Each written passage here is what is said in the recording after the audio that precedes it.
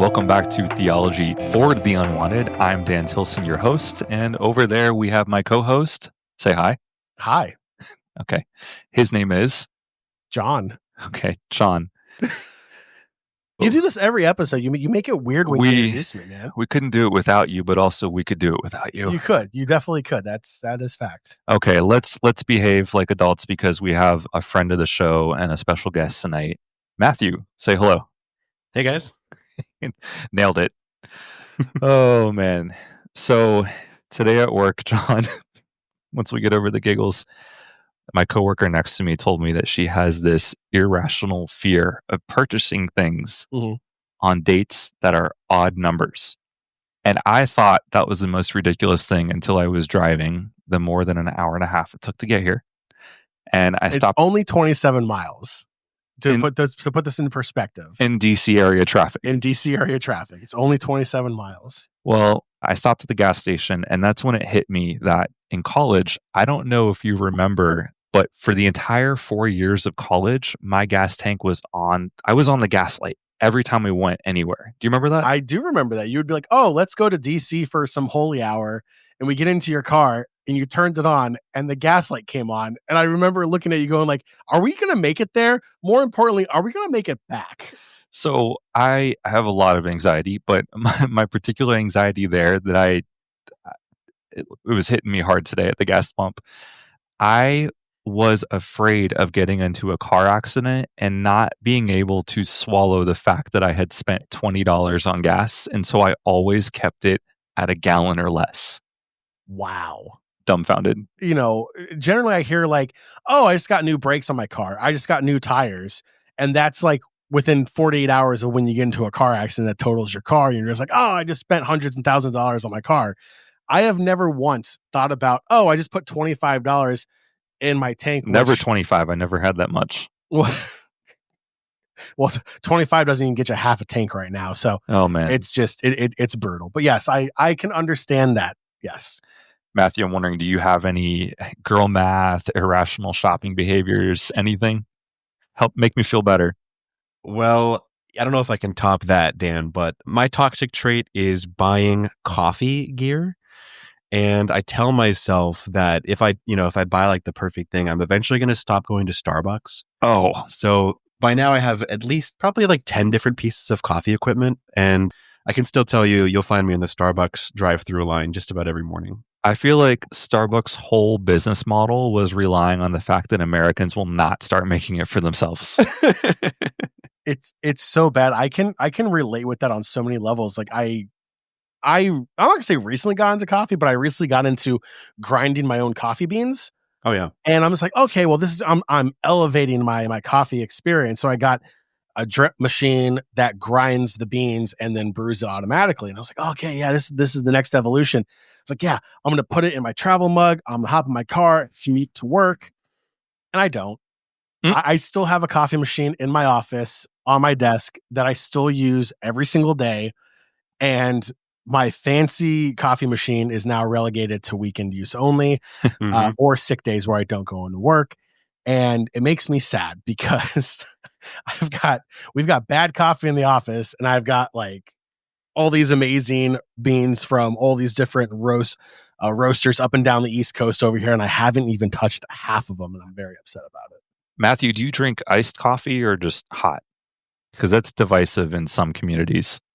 Got it. Yeah, I swing both ways when it comes to iced and hot coffee. Okay. I was in Louisiana last week, and I drink iced coffee every day of the year.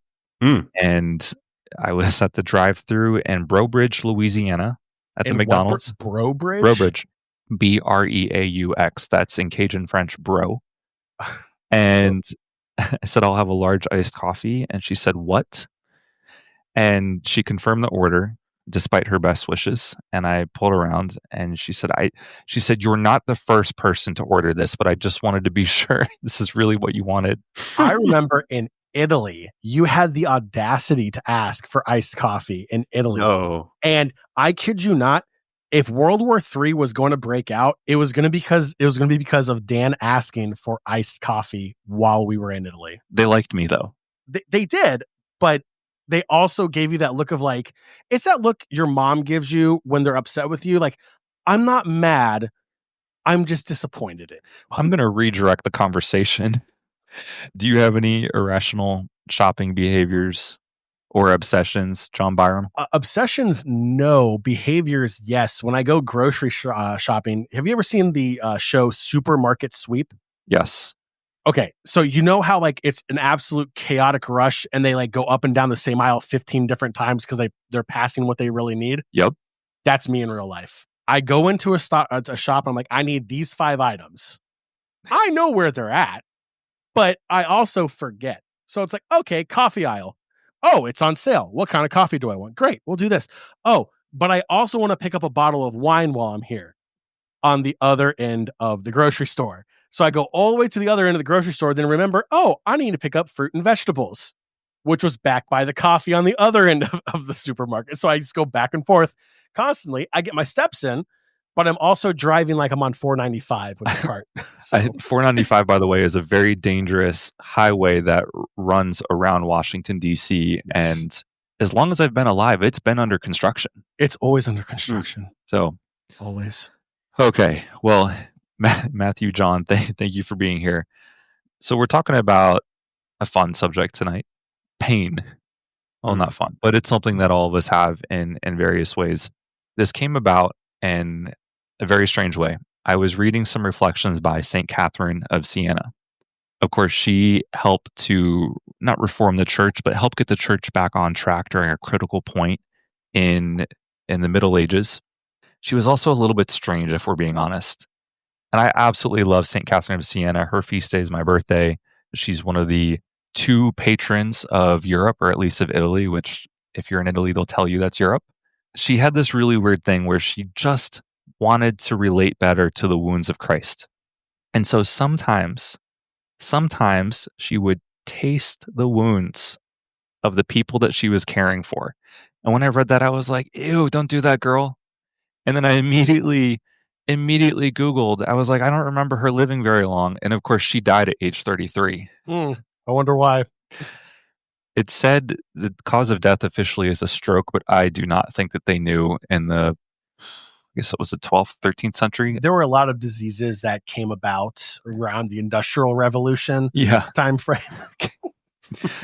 Well, so I was thinking about this more, and I was reading the book Moral Discernment by Father Richard Gula, and he wrote extensively on how to understand compassion as an imitation of Christ on the cross. And so that's why I went to this book.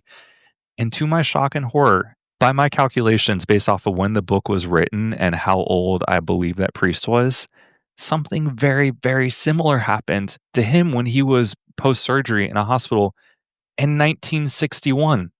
And I'm like, no, that was too late in history. So I really, really respected the reflections that St. Catherine of Siena prompted for me, as well as Father Richard Gula. But John and Matthew, I was like, there has got to be a better way than putting our mouths on things to understand suffering and pain. So they had some great insights that helped me understand the world better, but I want to go deeper into the theology and understand from your story, Matthew, like, how do we take the things that we're feeling in the world and how do we relate to others in a way that breeds compassion? So I guess at this point, Matthew, I'll turn it over to you for a very brief overview, whatever you want to share from your story and tell the listeners who you are. Yeah, that's such a interesting way to begin our conversation today. I love that image, and I'm kind of grossed out by it, of St. Catherine drinking from the wounds of the sick. Working in a healthcare setting, I got to say, I don't think infection control would be too happy if I started going into patients' rooms and practicing that. So yeah, I'm working right now as a hospital chaplain, which is a really sort of a niche part of the healthcare industry. We work as part of the interdisciplinary care team to care for patients and their spiritual and emotional needs.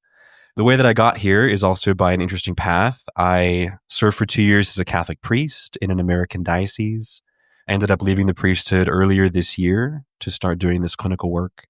Prior to that, I went through seminary for 9 years in a couple different American seminaries. And prior to that, I converted, became Catholic when I was in high school. So I really was on a path of formation for the priesthood for the better part of my adult life, really. And yeah, the fact that I'm here today doing this kind of work is not something I ever would have expected, even a few years ago. It's been an interesting turn in my journey, but looking back, I can see that really suffering and pain has played a very important role at every step along the way for me, coming to know the will of God and coming to know myself better and the vocation that God has called me to. So maybe, I don't know, maybe that's a way into our topic today, Dan. Yeah, and John, of course, has shared his story in earlier episodes about converting, and of course, he's a veteran. We calculated it was more than 10 years ago at this point. I don't know if I'm upset about that or not. Like I don't know. I just like that. I want that new convert smell still, you know? But one thing that really fascinates me, especially, and it really doesn't matter if you feel unwanted in your parish because you're gay, because you're in a marriage that's in a difficult spot and nobody knows. I hear from folks who are having trouble conceiving and they're like, I have a great marriage, but it's really painful to feel like my body's broken in that way. There are lots of reasons you can feel unwanted, but sometimes I feel like we tell people to take up their cross as a way to kind of tell them like, hey, put this pain in the closet. There's no need for the rest of us to see it. And the more I think about it, the more, I mean, we do not need to go back to the methods of St. Catherine, but we are afraid of suffering in ways that earlier generations and earlier centuries, I don't know, that there was something sacred about it. Matthew, what have you seen from both your time in the hospital, but also your time training in seminary? Like, what have you learned about pain? I think so. I love that window into suffering as a potential place of a sacred encounter, and I think really there's like two ways that we can avoid going into the place of suffering. One that I have seen a lot in the church, at least the American Catholic Church, I think is a kind of a fetishization of suffering, a romanticization of suffering. There's a way that, I heard an old priest say once in seminary that this line lives rent-free in my head, that the heavier your cross is, the more you know you're following Jesus Christ. And I just don't think that's true. The colder your shower is in the morning, the closer you are to Jesus. Right. I mean, it very easily devolves into this almost this kind of like toxic masculinity competition sort of a thing, where we're constantly trying to outdo each other, who's suffering more. It's almost like the kind of thing you see in American corporate culture, where it's like the more hours you work, sort of like the more you're worth. The 80-hour work week is a status symbol. There's a way in which in the church your suffering or your cross, quote unquote, can become a status symbol. And if that's the case, and we're constantly comparing the size of our crosses, we're not really entering into the suffering of another. There's a self-absorption to that prevents a real encounter. On the other hand, there's a way we can, and I think this is true in the church, but also just more broadly true of our contemporary culture, there's a way we can just try to avoid thinking about suffering, try to avoid any sort of real reflection on suffering, minimize any encounter with it, whether in our own lives or the lives of others. And that too, I think it's a different way of avoiding what can be a painful encounter, but can also be a truly sacred encounter. And the work that we do as chaplains in the hospital is very much about being with people in their suffering. So in a clinical context, we distinguish between what we call inherent suffering and avoidable suffering. There's inherent suffering that just comes with basically any reason somebody's in the hospital, right? If you break a rib, there's going to be some suffering that comes with that, and we can't completely take that away. There's ways we can diminish it with medication, but there's going to be suffering in the process of recovery. There's also, though, avoidable sufferings. Like if you come in and you have to wait for 6 hours in our ER, that's on us. We ought to do something to avoid that, right? We should diminish that. In fact, we can take that away if we have good enough systems. So what we always want to do is, if there's avoidable suffering, we think, okay, what can we do to get rid of this suffering? And if there's inherent suffering, we recognize, okay, we can't get rid of this, but can we be with somebody? That's where the chaplain comes in. Can we be with you? I can't take this away from you. I can't carry it for you. Maybe I can carry it with you. And coming alongside somebody in that way with a kind of compassionate presence does actually, in many ways, again, it doesn't take the suffering away, but sometimes the greatest suffering is feeling alone. Yes. Like nobody understands or cares enough to draw near and say, look, what you're going through is really hard. How are you doing? Do you want to talk about it? Tell me about it. Let me share this with you. And that's something I think as a church, we could do a lot better, especially with some marginalized groups, the unwanted, if you will, to come alongside one another and to share in the suffering. When you said that sometimes it can become a status, like it's a competition of masculinity, I got a reaction from John over there. I don't know. I'm thinking back to when we were in college and there was a reason I said like take a cold shower because as a joke, because we were constantly told like this was a path to holiness. Yeah. And at first on face value, I was like, oh, someone important is telling me this, and so I should do it. And then I decided I didn't like it. And the more I thought about it, I was like, this is really not a good way to understand the wounds of Christ as it would be if we were going to serve the poor, visit people in prison, not the things that we bring to them, but to sit there and be with them. Yeah. To allow things to be uncomfortable in that way, as opposed to like some sort of corporal punishment. Do you remember anything in particular, John? I don't know if I want to go into specifics. Oh boy. Or anything, but no, I mean it's very relevant in today's church is the idea of saying, hey, the cross God gave me is bigger than the cross they gave you, so I'm holier, or I'm closer to God, or I'm X, Y, and Z status in the church. It's something that still goes on to this day. I don't know if it's just an American church phenomena or not, but to me, it's very high schoolish, right? It's, I want to be a part of a certain clique. I want to be a part of a certain group, and I have to be able to identify with this group and have some sort of level within this group. And this kind of goes back to our last several episodes where I keep bringing up the phenomena known as the Catholic side eye, right? Tiffany's in the front pew and she knows everyone's business. So she's in the front pew because she's the holiest person in her congregation. She has to be in the front, closest to the priest, closest to where all the sacraments are occurring.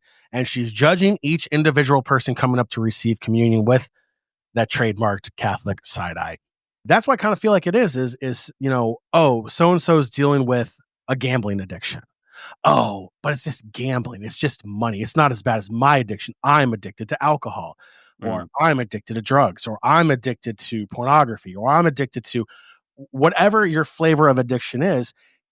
And it's weird. It's really weird to sit down and have a conversation with someone and to think of it as a contest, because at the end of the day, it's not a contest, right? The church is very community based. It's very community oriented. It's not just the community within the doors and the walls of your parish.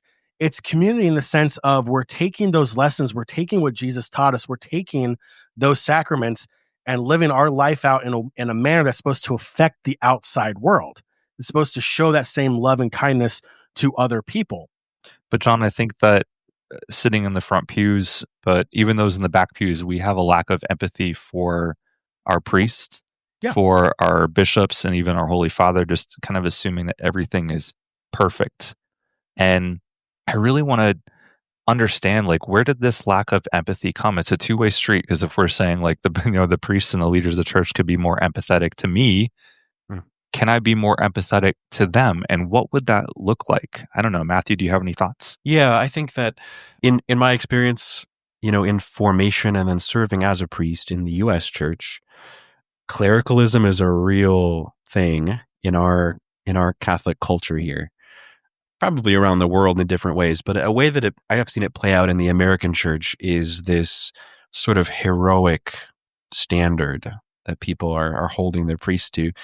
And in a lot of relationships I had in the parish, there was not only this expectation that the priest is kind of superhuman, but a real lack of curiosity or openness to the priest's humanity. And so I experienced that people sort of wanted to relate to me in this very I don't really know how to say it, this superficial way, this scripted way, not really to know me as a person, but to interact with me as a priest. You mean like they'd invite you to watch football, but not really ask you how your week was? What do you mean by that? Yeah, I mean that, there's always a sort of a script to the way that the interaction would go. Like people already sort of knew what they wanted, what they want to hear, what they Hmm. want to receive from that interaction. And it's very different from when you're just interacting with somebody on the same level as a person, as a friend, or in a coffee shop or something like that, where you don't know the other person. You're open to receive whatever they share with you. As a priest, I always felt like I was inhabiting a role. I was having to perform Hmm. because there was an expectation of what they would receive from me. It was a status of honor maybe to invite the priest over to the house, but they didn't actually meet you, Matthew. Is that what you're saying? Oh yeah, very often. And I declined a lot of those invitations for that reason. How would we know if the church is doing better at teaching empathy? Because I feel like we would have to. I mean, John and I have talked before about how we desire the church to have a more open honesty, to allow people to just kind of freely say, like, for example, the straight sacramentally married couple that feels like their bodies are broken because they've been trying for years to have a baby, and people are like, when are you giving us grandkids? Mm. There are lots of pains that we're hiding, and I feel like the church doesn't know how to teach us empathy, or doesn't want to open up these conversations. Yeah. And I don't know why, and I don't know what the solution might be. I don't have a great answer to that. I do think a part of it is going to come back to just a willingness, and it begins on the individual level, right? It will have to take effect on an institutional level, but beginning first of all with myself, am I willing to sit with people whose experience I might find uncomfortable, to hear their story as it is? And this is a skill that we can learn, right? To hear somebody else's story. There's a way of doing that, to receive what somebody is sharing with you without having to immediately leap to correct it or to impose your own narrative, but to receive it as they share it and to be willing to learn from it.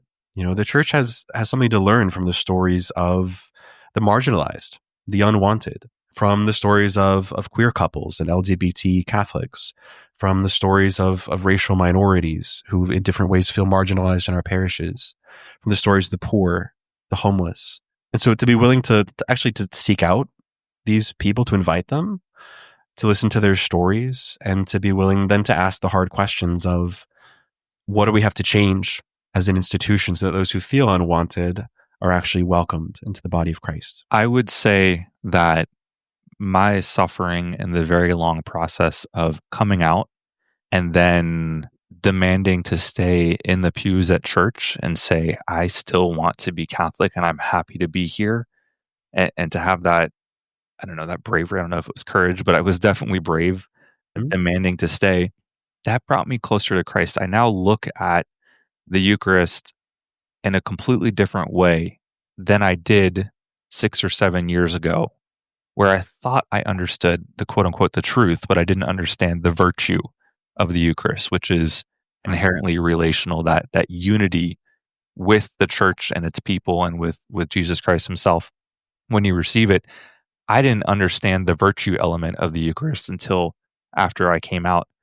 And so I guess I was a little disappointed when I sat down with a few priests a couple years ago and I said, when I was younger, some questionable things, nothing criminal, nothing physical, but certainly some boundaries were crossed at my parish rectory. And the immediate response, it was almost like they had to shut this conversation down. And they said, both priests, these were different conversations, and both had an identical response. They said, you are called to heroic chastity. And I said, thank you. But actually, I was hoping you would address the adult when I was a minor that I said, we just described an inappropriate encounter. And I was hoping you would address that, but the conversation couldn't go there. And you know what? The strange thing is, every time I reflect on that, there's not one bit of me that senses malice from either of them. I think they just didn't know what to do with it. And hopefully there's training out there, and hopefully by bringing this up to others in authority, they can, politely behind the scenes say like, hey, this is how you should address this next time. But I think it's because they didn't understand the empathy part. And I just don't know how to teach that, because all of us suffer. So why do we struggle with empathy, Mm. And maybe it's just because we're not willing to be honest about some of the things that we're suffering in that moment. I don't really know how to diagnose it. Yeah, well, I'd like to, for my part, just say I'm sorry you had that experience, Dan. And maybe going back to what I was saying earlier about sort of these scripts, I think there's institutional scripts too that we may or may not be conscious of. But as priests, a lot of the time, this is just my experience. I think a lot of the time we're following a script. And so there's a way as an institution that you respond if, somebody in a pastoral counseling session or a conversation brings up homosexuality. All right, you got your catechism quotes at the ready, kind of what to say, what to deploy to lead that conversation in the way that the church, quote unquote, wants it to go, right? And this is certainly the way that I was trained in seminary, that, we have a role to defend the truth and to preach the truth. And what that means is in some of these more difficult or controversial areas, your primary role is to defend church teaching. And that sort of is our pastoral responsibility. And it's the best thing we can do for people, right? To give them the truth. That's what we were taught. Okay. And certainly to an extent, I believe that that's true. Christ promises us the truth will set you free. Okay. But Pope Benedict was so good about this. Truth without charity is not healing for anybody. In fact, truth without charity is not really truth in any complete sense. And charity includes this dimension of empathy that you're talking about. Can we come alongside somebody and before trying to preach to them or correct them, can I come alongside them and actually understand, what are you experiencing? What are you going through? What has happened to you? What is your story? And that's what I hear was lacking in your encounters with these two priests. It was difficult in some ways to feel like they understood that there was pain involved in my experiences. And, like I said, I don't feel any sort of ill will towards either of them. I want to give everyone in the church tools to be able to be a little bit more human, because in some ways, I feel like we turn religion into an argument, or, you almost described a flow chart. Yeah. These institutional scripts. And I wonder, like, how would Christ himself respond? Sure, he was very, very firm on truth. We've talked about this before, and I know you have far more theological training than both of us, so feel free to jump in. But we bring John chapter 11, I believe, John chapter 8, but where Jesus says, "Get up and sin no more." And when you look at the Greek, it was more like take better aim. It was an archery term. And so it wasn't this flipping a light switch. Today you're holy, yesterday you're unholy. It's commitment. Jesus is committing that he's going to help us do better. And so he's almost like you described as a hospital chaplain, like he's going to sit down and be there with you while you work on getting this right. And we're really struggling with that relational element of Christianity in the modern age.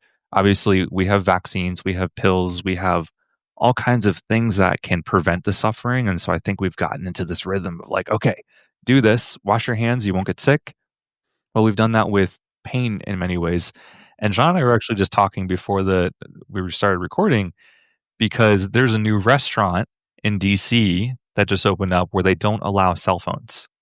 And despite this being a celebrity chef, he apparently was really fed up with his patrons not encountering one another while they were eating. And so he, in his own way, is trying to retrain the human person. Good luck to him, by the way. I don't know. 3 restaurants a week go out of business in DC. But his whole hope, besides serving good food, which I guess could be represented as like a sort of truth here, is to help people encounter it. Any chance you found the quote, John, in the Bible? Yeah, it's John 8:11, where Jesus tells a woman caught in adultery, "Neither do I condemn you, and now go on and sin no more." There is a level of compassion in that, right? It's not only was Jesus associating with the outcasts of that time period, but he was also not using the law of man against these people he was encountering. He was showing his compassion, his love from God to them, saying, while society may not forgive you, I forgive you. God forgives you for what's going on. Get up and try to do better.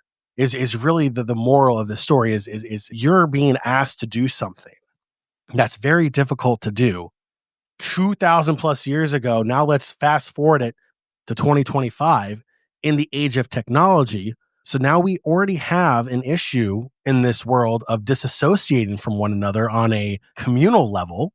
Is now we communicate behind a screen. We communicate behind a phone.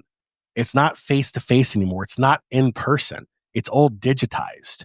So when you go to that restaurant in DC and they force you to put your phone down, or God forbid you pay $100 to go to a concert and they lock your phone up in a bag and you can't take your phone out because they want you to be present with the music, present with the people that you're around.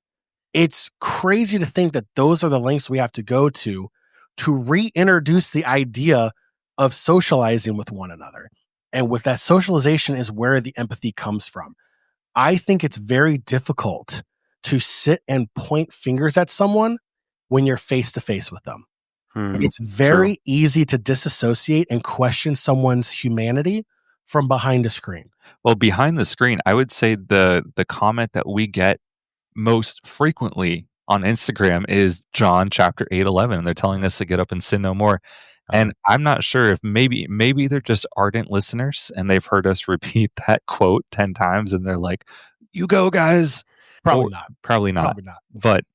But we're firmly behind that. And I guess you said something really interesting, Matthew, at the beginning of this. You said inherent suffering versus, what was the other one? Avoidable. So I don't know. I wonder if there's a connection there between, when I was reflecting in an earlier video on Servant of God, Charlene Richard, Little Cajun Saint, and her whole bit was that actually it's super similar to Carlo Acutis. She had the same kind of leukemia, I believe, and it was acute, and she died in a matter of weeks. But the thing that was so impressive about her was that she graciously accepted the life that she was given, and in the sense that she was given this disease and that's what she had and there was not going to be a cure. Is she accepted that. That didn't mean that she was looking forward to it or that she wanted to prolong it, but she accepted it. And there was something about that grace that really transformed a lot of people around her, especially the nurses and doctors, because she wasn't, I don't know if she was devastated at first, but she was so serene about it. And to me, there's a difference between telling someone who is suffering to take up your cross and I need you to hide this versus like, what are you're telling them to hide their pain. But really what I think the church is asking us to do is to find the graces to accept the life that we were given and maybe not the one that we wanted. Maybe not the, if my parents for me wanted me to bring them many grandkids and get married to a woman, maybe the pain of realizing that's not happening, maybe taking up their cross is accepting that. I don't know if you have any reactions to that, Matthew, and if that relates at all to what you're talking about with the inherent versus the not actionable, preventable suffering. One thing that's coming up for me, I'm not exactly sure how this will connect to what you were just sharing, Dan, but maybe on this level, you're talking about accepting sort of the life that we're given, which includes suffering as part of it. Every life includes suffering. We don't have to go out of our way to seek it. It's part of my formation was with the Discalced Carmelites. And so I love St. John of the Cross. And one of his instructions for novices is, essentially you don't have to like come up with your own mortifications.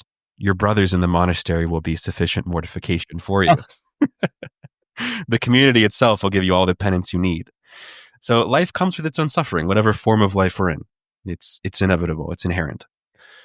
So accepting that, certainly. I also think to the degree that we've accepted ourselves, our own life, the life we've been given, in some measure, don't you think that affects our capacity to accept others as they reveal themselves to us and to accept their story, to come alongside them? I found in my own experience, and I think I see it often in other people too, there's a direct connection between sort of self-acceptance or accepting your own life and being able to accept others without judgment, to accept them as they are. If we haven't done that work ourselves, it's going to be difficult to really be empathetic and compassionate with others and to receive them as they are, because I haven't yet received myself as I am. And part of empathy is being vulnerable. Vulnerable means, being exposed, being able to be wounded, literally. That's the Latin root of vulnerable is vulnus, the wound. And so I think there's something there for us individually, and maybe for the institution of the church at some macro level, this connection between self-acceptance and empathy.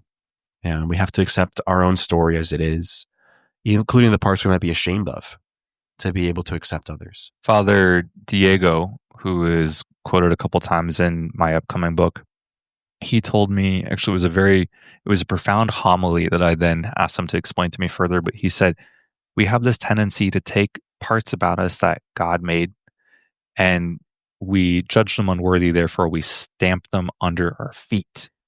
I spent a lot of my time with the community of Sant'Egidio here in DC. We serve the homeless. We serve people who feel generally thrown away by society. We also have a nursing home ministry for those that no longer have family or friends. And it's essentially a lay Catholic community.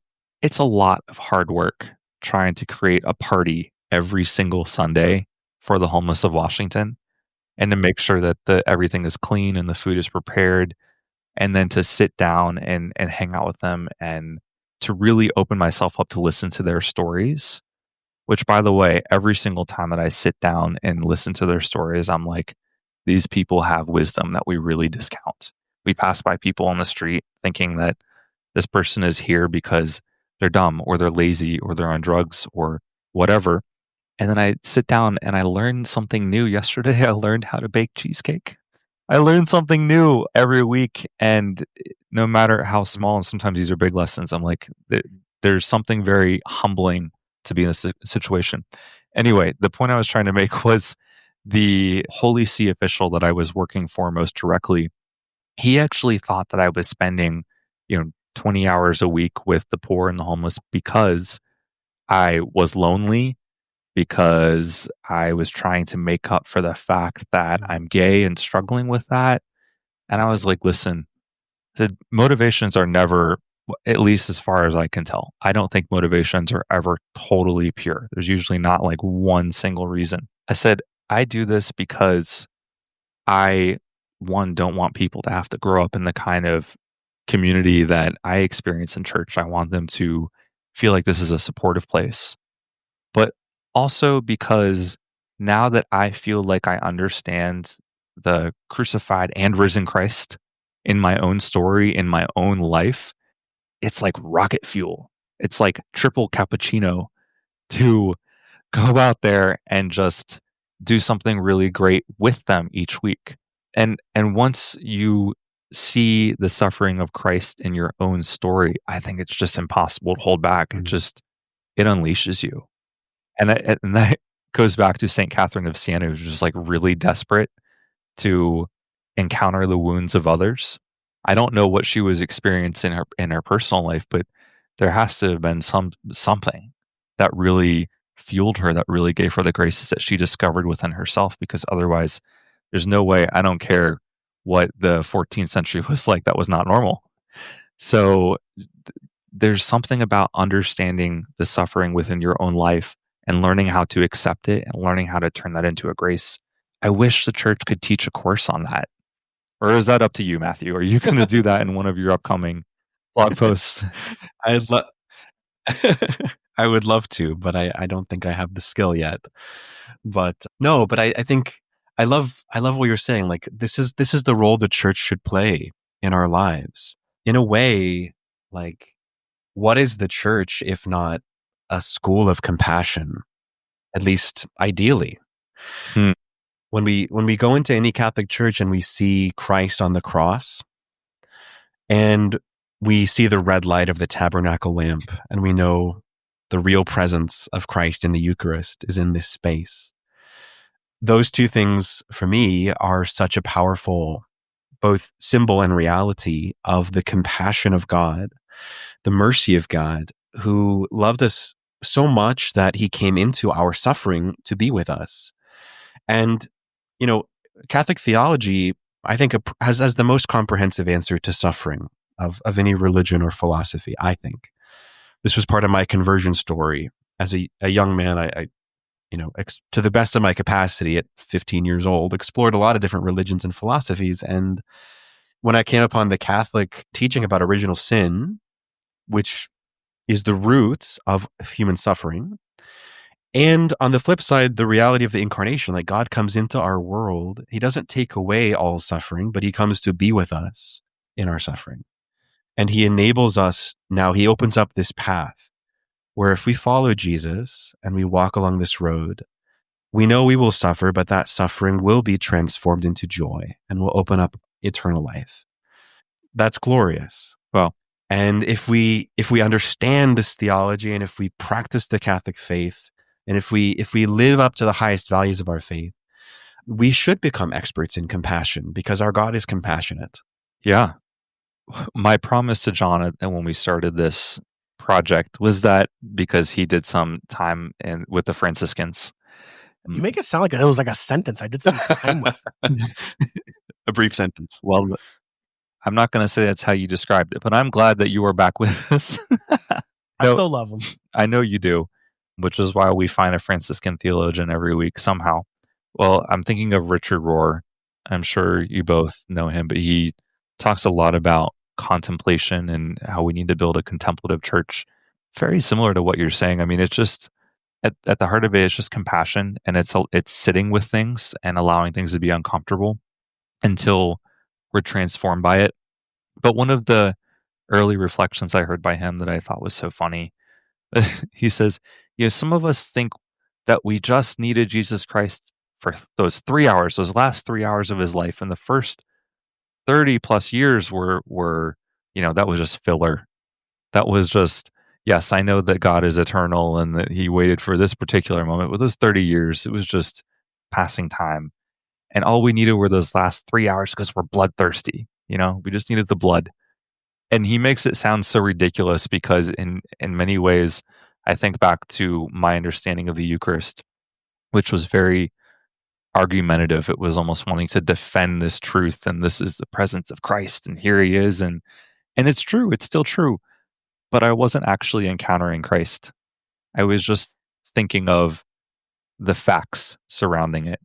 And by allowing this very uncomfortable process of coming out, I learned how to feel the suffering that Christ emulated, and now he allows us to receive in the Eucharist.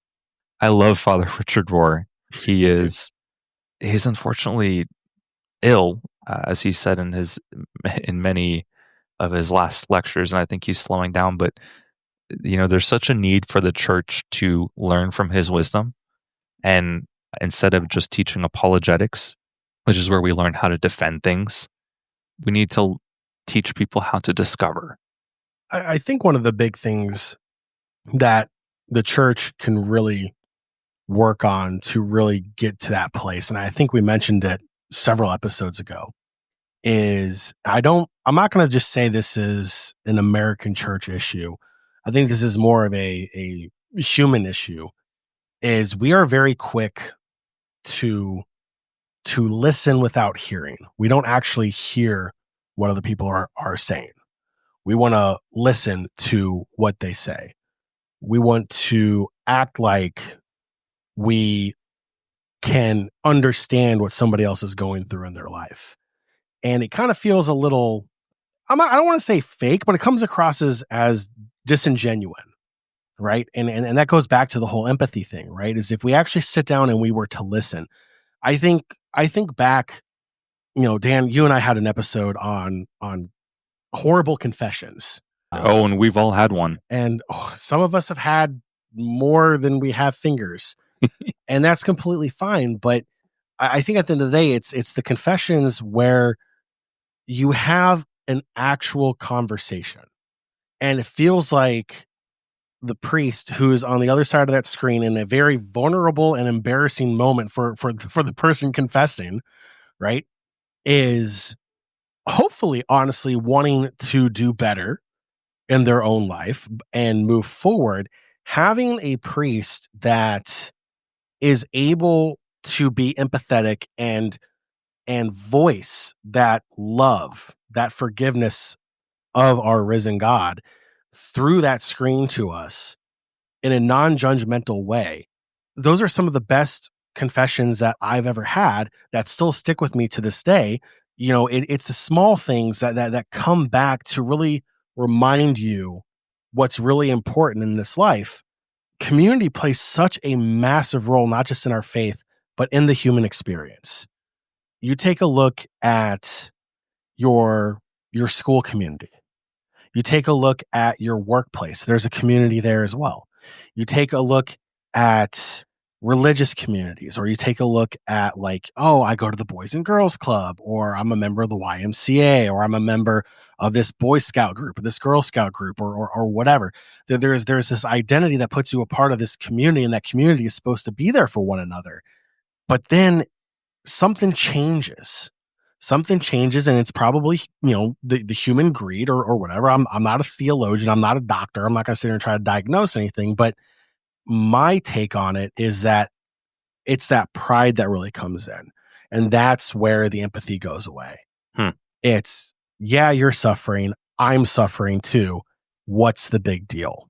Is the kind of vibe to it. And I think that's where how we express ourselves, the words that we use matter. When you take a look at, you know, we touched on this a couple episodes ago. Campus preachers are notorious for this. They stand up on their milk carton that they've been standing on for the past 30 years with their 1984 camcorder, hoping to catch someone doing something crazy. But they're up there and they're on purpose taking words out of the Bible to incite a reaction on people, to get some clip that they can use. Got to get the clicks. It's clickbait. It's literally clickbait, right? But they're trying to find a way to rile people up. It's the idea of, oh, fire and brimstone will convert people, or is it going to be compassion that converts people? And when you take a look at Jesus's ministry, very rarely did he ever show signs of aggression. Very rarely did he ever have that whiplash on the end of his tongue when he was preaching or when he was talking to someone who was rejected. But yet that seems to be the path that we as a society, as a human race have gone down. It's very quick to point and tongue lash someone to disprove something or to put them down. And it's just, that's where we need to interject the empathy. That's where actions speak louder than words. It goes back to that whole thing. It's show empathy, you receive empathy. Hopefully you receive empathy, but don't stop showing empathy. Could be defensive too. I mean, you were one of the earliest people to challenge me on empathy towards same-sex attracted / LGBT individuals, and I was very, very defensive. And I remember this conversation we had outside of O'Brien's Grill. Oh, rest in peace, Brian's. It was such a good grill, but we didn't patronize it enough that it could stay in business. COVID did them in. Anyway, you challenged me, and I think this was many years before I was able to come out, and so it was defensive. Mm-hmm. Yet at the same time, I was projecting it like I was defending the truth. And so, I don't know, Matthew, if you taught me one thing from this episode, I guess I would say it's okay for us to go off script. If I'm not able to address the pain that I'm feeling right now, if I'm not able to confront it right now because I don't have the emotional capacity or the emotional whatever, like I just can't do it today, well, it's okay to go off script. And instead of trying to spit out the normal defenses that I would, it's better to just, I don't know, sit there and allow someone to speak and to not try and correct them, you know? And Matthew, I don't know, this has been a great episode. I want to see if you have any thoughts that you should leave us with? This has been a great episode. I'm grateful that I've been able to partake in it. I'd love to come back sometime if you guys ever want to have me back on. Heck yeah. Yeah, absolutely. But I think maybe just as a closing thought, just to circle back to John chapter 8 and that encounter with the woman caught in adultery. I heard you, John, calling out pride as a potential reason that can kind of short circuit empathy. And I totally agree. And then Dan, you also mentioned defensiveness, shame. So I like to think I was Thomistically trained, so I always think in terms of virtues, the mean between two different vices, right? So, I mean, on one side we might have pride, this kind of competition thing. My pain is bigger than your pain, or whatever. On the other side, there can be shame, where I'm not willing to enter into the space of pain because I haven't faced my own. So, I think if we do want to grow in empathy, an important skill would be to reflect on our own hearts and see, where am I tending to fall? What is keeping me from encountering other people's stories in an authentic and a deep way? What prevents me from sitting with somebody when I'm uncomfortable? Where are the moments where I withdraw because someone else's story has triggered something in me? And what is it triggering? Is it pride? Is it shame? Is it defensiveness? Is it this attitude where I have to be the defender of the truth? What scripts are coming up? What's being triggered in me? And that will give us, I think, because it's different for each one of us, but that will give us a direction of what work do I have to do to be able to grow in empathy. I love in that story of Jesus with the woman caught in adultery, this little detail where he sits down. Now, there's a lot of layers to that story. And part of it is, he's sitting because he's in the position of a judge. So he takes that authority. They're implicitly asking him to judge this case. So he sits down, right? Because a judge would be seated. But on a different level, I think just on a human level, he's lowering himself. Because if you picture the scene, this woman, at least the way I imagine it, this detail isn't in the scripture, but I imagine this woman is on the ground. And even if she's not physically, she is emotionally. She's totally at her lowest point, caught in shame, exposed, about to be condemned. And she's surrounded by this crowd of men who are standing, who are physically above her and in status in every other way. They're above her and they're pointing at her, saying, judge her. And it's so beautiful in that moment. Jesus, who presumably was standing, he lowers himself and he sits. And for me, that's a gorgeous image of compassion. That's empathy. That's being with, right? That's being with somebody in a moment of tremendous pain. He lowers himself to be with her, to enter into her experience before he judges her. And in the end, he doesn't judge her. He says, has anybody condemned you? No, and neither do I condemn you. Go and keep trying, right? As our Theology of the Unwanted translation of the Gospel of John has it. Go and keep trying. Go and do better, right? But first he enters into her experience. So I think for us, individually and I hope as a church, we can start to cultivate that attitude. Before anything else, compassion, to be with those who are suffering, to learn from them, and then to give them the good news. It's a very powerful image, and I really like reading your material on Substack. I'm going to ask you to plug all the different places you have things in just a second, but I really love reading your material because it's not ChatGPT. It's not spitting out what has been written before. You're a real thinker. And so for any listener that wants to, of course, beyond theology for the unwanted.com and the reflections, but for anyone that wants to go really deep, Matthew, you're writing about your own, John has fallen out of the chair. Come back up here. It was the shameless plug. I love it. Yeah. No. So you're writing about your own experiences, but I think a lot of people who are experiencing different pains or shames or whatever in their lives, they can read your material and be like, I hadn't thought of it that way before. So I think it applies widely. So remind us, you are Deconstructing Cleric on Instagram. You have a Substack. Remind us how to find that. It's deconstructingcleric.substack.com. That's easy. Are there any other ones that we've missed? That's it for now. Yeah, Instagram and for Substack. now. Okay. Yeah. We'll be sure to keep the listeners apprised when you launch future platforms. And of course, you've got this very soothing voice too, as you're he has the priest voice. Ooh. No. No, for real. I'm not saying that in a bad way, but like, I think that's one of the things that I like the most, that when I hear you talk on social media, is when you It's deliver warm. a message, it's not, you don't feel heat behind it, right? Mm. You don't feel like your fingers being pointed. You feel like, look, this is a message. It's being delivered in a manner that, even if someone was to disagree with what you were saying, I don't feel like they would be like, you know what? Screw that guy. I don't like the way he said that. Very difficult They to would do be that like, here. they'd be Oh, like, yeah. they'd be like, you know what? Sin no more. I may not agree with him, but I mean, again, our DMs say otherwise. Mhm. But but I would like to imagine that there's people that would respectfully disagree. But I think that the way you deliver it, and even some of your answers and some of your explanations here on the show today, I think come across in a very positive manner. So when I say you have the priest voice, if you will, it's not a negative comment. It's just, I think, being able to speak on difficult topics for some people, the way it's delivered is almost as impactful as the words that are being delivered. Mhm. So I think, as someone who works in multimedia, I think that's a very big compliment that I can give to someone else, is the way you deliver your message. The tone behind your voice is very soothing and very reassuring.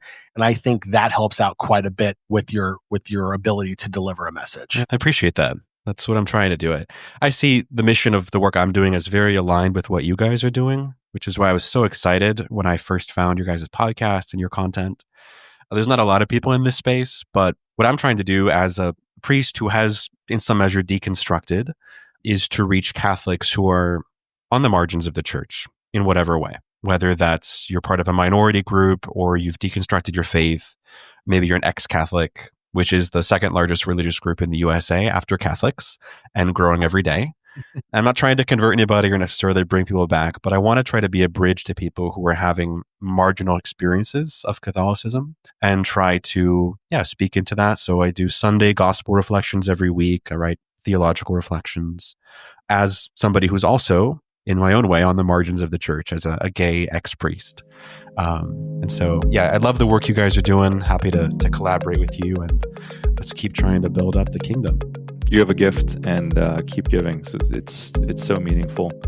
And as we close out here, Jon, I always tell people to reach out if they want to share their stories, but I think we're getting to the point in the ministry where we have folks who are maybe not totally sure what it is that's causing so much pain. They're not really sure why. They can't pinpoint the reason why they don't feel wanted in the parish. That's okay. I encourage you to reach out as well. And if you want to just stumble through as you share your experiences, we'll sit down and we'll stumble through it together. It's okay. The journey to holiness is really, really messy, and it's fine to accept that and to embrace that. So I want everyone to look for Deconstructing Cleric on Substack and on Instagram. And of course, you can find our reflections on Theology for the Unwanted.com. And we will talk to you soon. Thank you.